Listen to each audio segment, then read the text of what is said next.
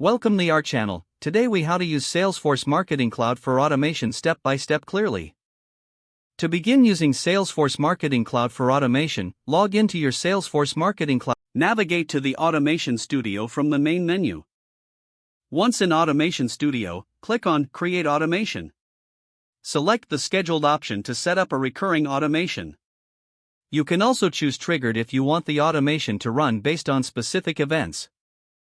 Give your automation a descriptive name to easily identify its purpose. Add a description for clarity on what this automation will accomplish. Next, determine the starting source of your automation. This can be a specific data extension or a new audience list.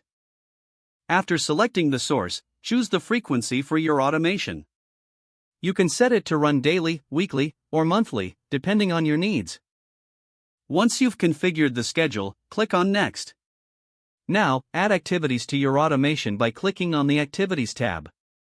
Choose the type of activity you want to include, such as email send, file transfer, or SQL query. Drag and drop the activities into the workflow as desired. Configure each activity by providing the required fields, such as subject line and email content. Connect the activities in the order they should execute by using the arrows. After establishing the flow, save your automation.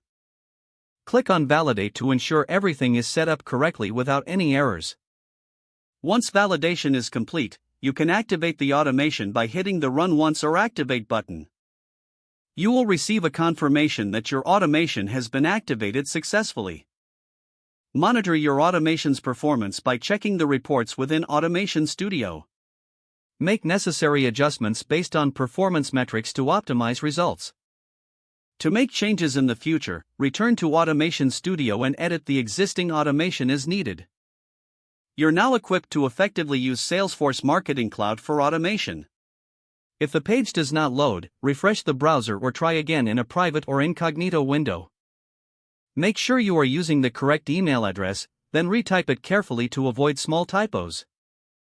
If your password is not accepted, use the Reset option and create a new strong password you can remember.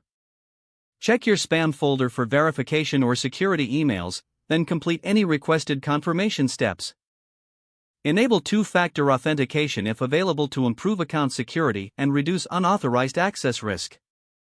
Don't forget to like this video and subscribe to our channel for more step-by-step tech guides.